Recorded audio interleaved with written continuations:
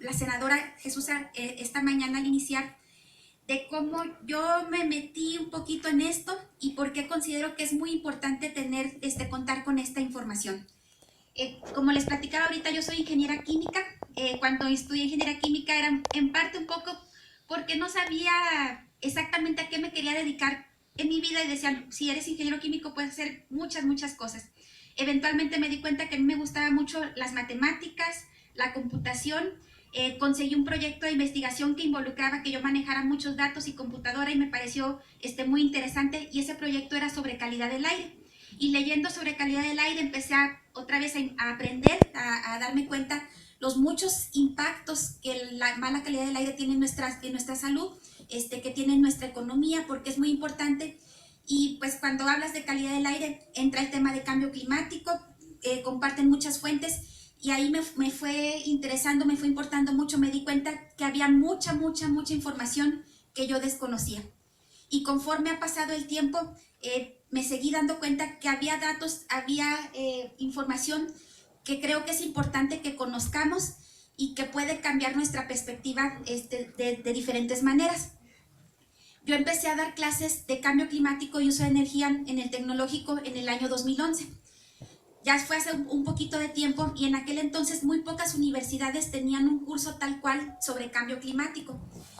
La forma o el tema que nosotros veíamos era pues revisar mucho la información oficial, los reportes que publica el IPCC, los datos que ya estaban así, los datos oficiales de los países, de México, de otros países.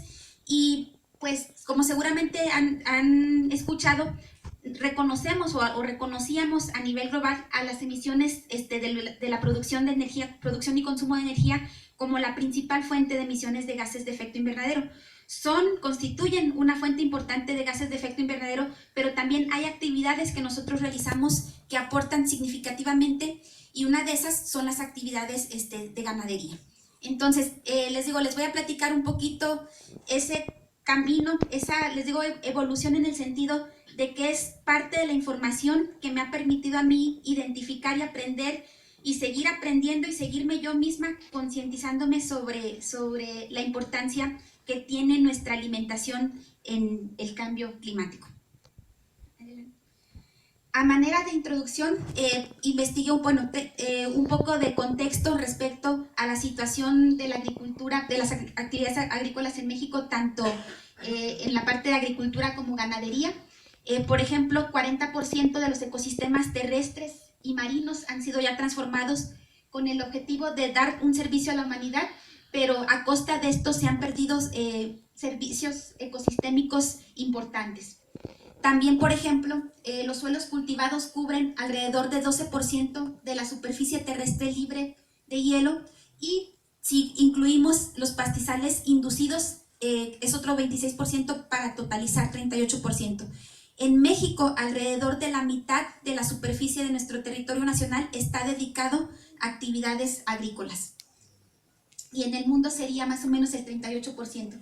Y pues también sabemos que la agricultura es, en México y en la mayoría de los países en vías de desarrollo, constituye o consume la mayor cantidad de agua dulce disponible. Y pues también genera alrededor de 30-35% de los gases de efecto invernadero, pero en este último punto es en el que les quisiera yo platicar un poquito más durante esta presentación.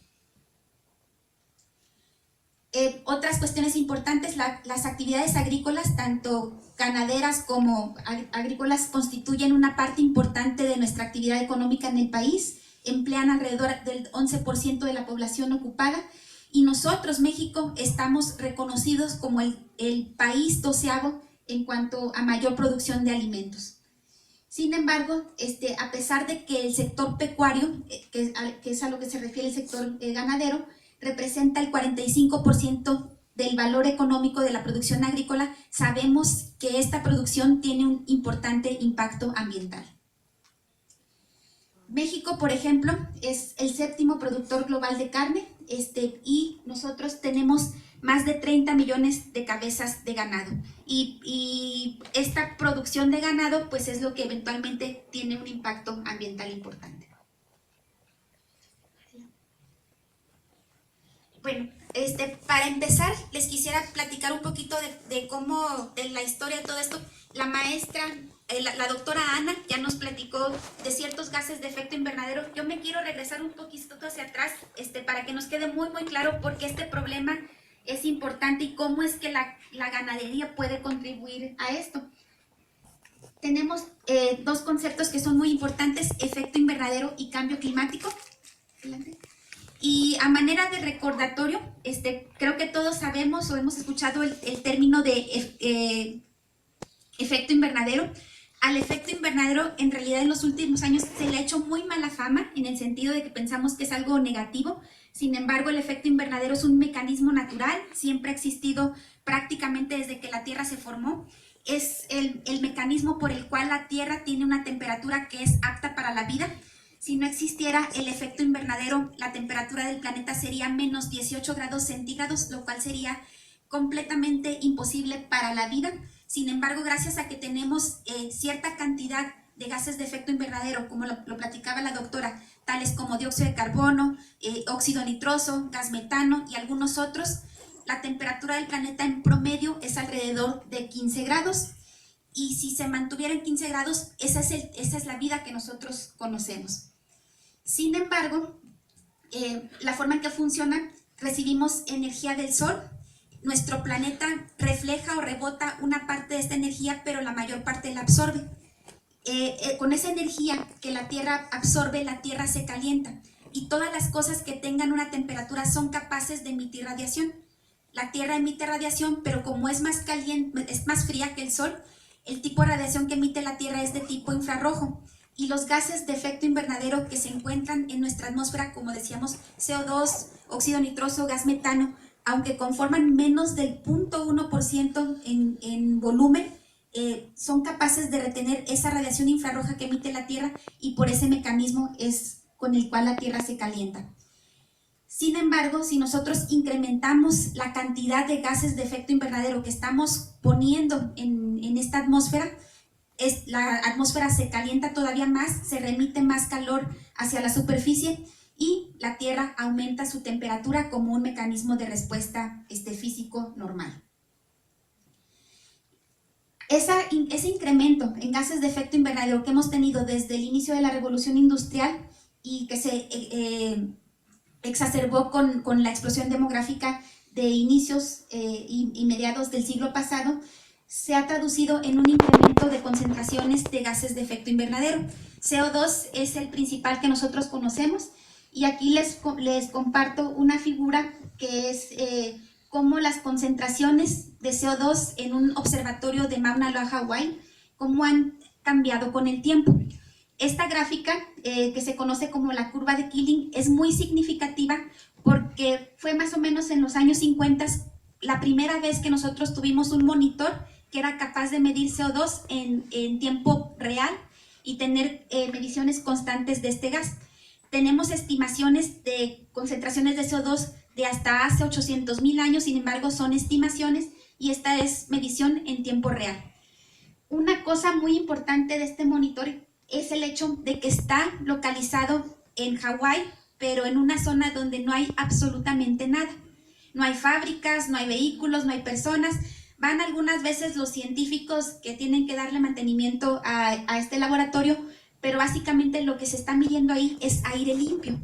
Y a pesar de que lo que se está midiendo ahí es aire limpio, cada año, si se fijan, la concentración promedio de CO2 sube en el planeta.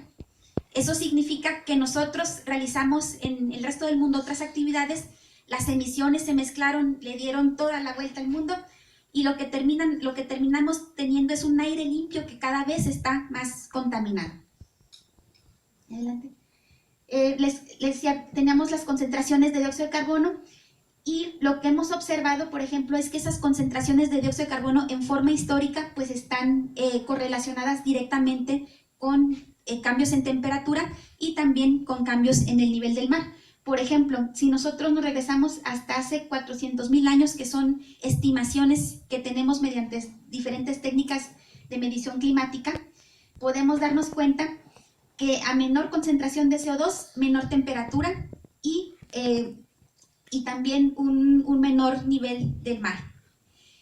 y conforme se incrementa la concentración de CO2, tenemos niveles más altos de temperatura y también se eleva el nivel del mar. Y eso es algo que ha estado ocurriendo en forma cíclica en el planeta. Muchas personas dicen, pero ¿por qué nos interesa si el CO2 siempre ha cambiado en la historia del planeta y nosotros estamos más o menos desde hace unos 200,000 años y ya tenemos evidencia de estos cambios cíclicos en concentraciones de gases de efecto invernadero? ¿Por qué pensamos que tenemos algo que ver? Resulta, por ejemplo, que nuestros niveles históricos de CO2 andaban históricamente cuando mucho hasta 280 partes por millón. Y si nosotros nos vamos, de hecho nos podemos regresar una figurita antes, por favor. Si nosotros nos fijamos, al menos en la última década, bueno, en los últimos 50, 60 años, estamos muy por encima de ese límite superior histórico que había sido de 280 partes por millón. En 1960 ya andábamos en 320. En el año 2010 más o menos estábamos poco más cercanos a las 400 partes por millón. Cuando yo empecé a ver esta información, se me hacía todavía difícil de creer que íbamos a sobrepasar las 400 partes por millón, y eso ocurrió ya hace algunos años. Ahorita incluso estamos en 412 y vamos a